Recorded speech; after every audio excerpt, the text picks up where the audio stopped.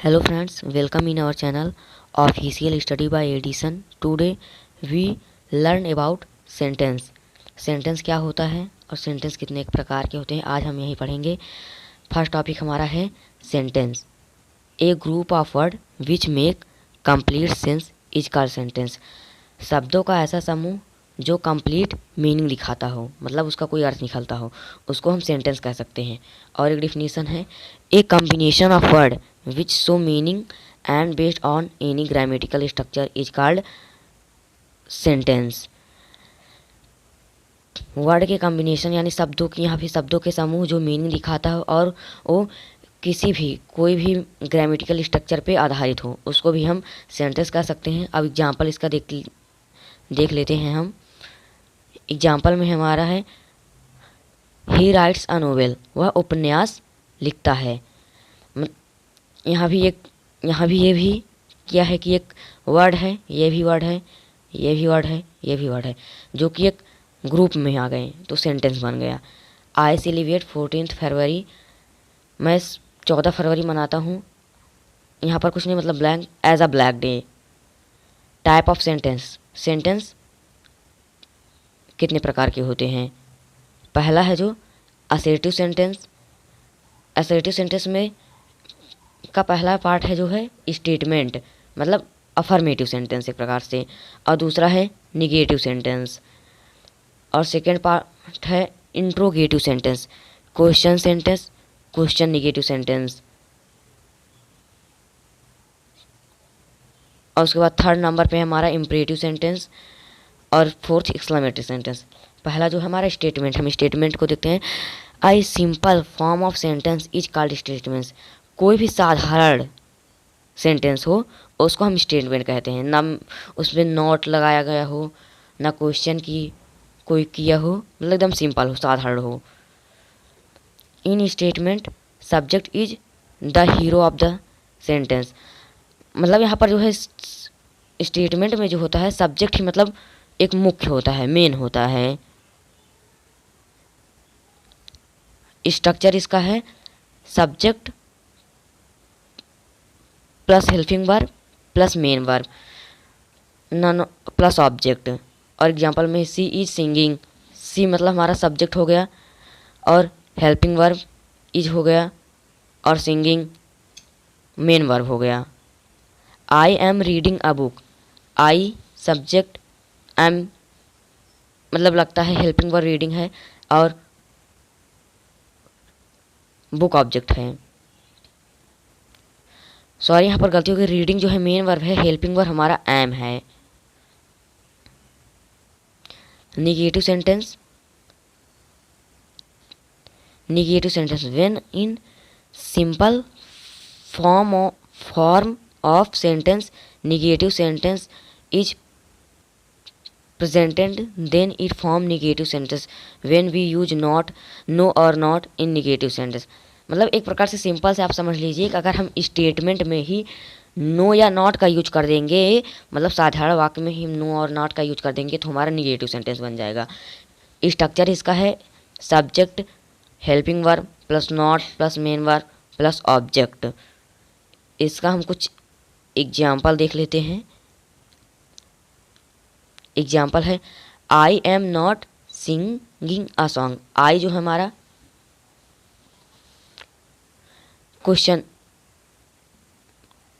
Sentence when helping verb come in the place of subject and subject goes in the place of helping verb then it form a question sentence.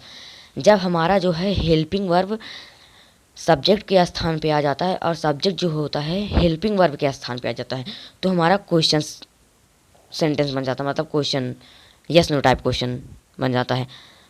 Example है, we make question by two type. Question को हम दो प्रकार से बनाया जा सकता है। पहला है बाय हेल्पिंग वर्ब के द्वारा से। हेल्पिंग वर्ब सब्जेक्ट प्लेस पे और सब्जेक्ट हेल्पिंग वर्ब प्लेस आ गया। स्ट्रक्चर है helping verb plus subject plus main verb plus object. Is this your house, क्या यह तुम्हारा घर है? ये कुछ नहीं, मतलब ऐसे ही है, लगा दिया गया है। उसके बाद है WH वर्ड से बनाया गया वाला sentence. WH word plus helping verb plus subject plus main verb plus object. What are you doing? तुम क्या कर रहे हो? Question negative sentence. Negative sentence से क्वेश्चन जो बनते हैं, निगेटिव सेंटेंस जो क्वेश्चन बनते हैं, when in question sentence not is used then it form question negative sentence. जब क्वेश्चन वाले सेंटेंस में हम नॉट का यूज कर देते हैं तब हमारा वो क्या बन जाता है? निगेटिव, क्वेश्चन निगेटिव सेंटेंस बन जाता है। स्ट्रक्चर है helping verb plus subject plus not plus main verb plus object. यहाँ हमने नॉट का यूज कर दिया इसलिए हमारा क्वेश्चन निगेटिव सेंटेंस हो गया। और WH से जो बनते हैं question word, WH word plus helping verb plus subject plus not, यहाँ भी नॉट का use, question negative sentence plus main verb plus object. Example है हमारा, are you not selling a pen? Why are you not playing cricket? तुम cricket क्यों नहीं खेल रहे हो? Are you not selling pen? तुम पेन क्यों नहीं बेच रहे हो? उसके बाद हमारा इम्परेटिव सेंटेंस है, a sentence in which subject is in hidden condition then it is called imperative subject sentence.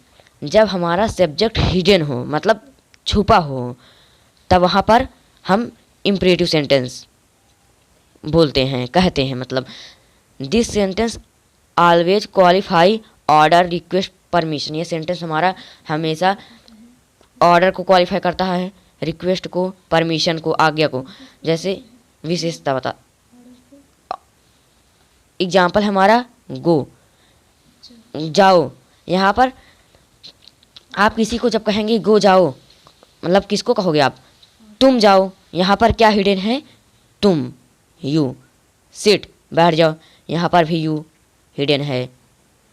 और ये ऑर्डर ही करेगा। अब उसके बाद नेक्स्ट टॉपिक है हमारा another name of imperative sentence is optative sentence. Another name मतलब इम्परेटिव सेंटेंस का जो है दूसरा नेम ऑप्टेटिव सेंटेंस ही है। उसमें भी ऑर्डर, रिक्वेस्ट की बात कह रहा था। It mainly start with please या काइंडली, मतलब इसमें हमारा एक रूप मुख्य रूप से देखा जाए तो रिक्वेस्ट करेगा, प्लीज़ या काइंडली का रूप लेकर। प्लीज़ टीच मी, कृपया मुझे पढ़ाओ। यहाँ भी देखिए प्लीज़ मतलब रिक्वेस्ट ही करेगा, कोई मुझे पढ़ाओ ना। उसके बाद हमारा नेक्स्ट टॉपिक है exclamatory sentence. A sentence which show serow, happiness. ऐसे सेंटेंस जो क्या दिखाते हो? दुख, खुशी दिखाते हो, उनको भी हम एक्सक्लेमेटरी सेंटेंस कहते हैं। और सरप्राइज, आश्चर्यचकित, ETC is called exclamatory sentence. इसको हम एक्सक्लेमेटरी सेंटेंस कहते हैं। Example, alas my grandfather has died, मतलब दुख की बात है कि मेरे दादाजी की मृत्यु हो गई। ही लुक एट द स्काई,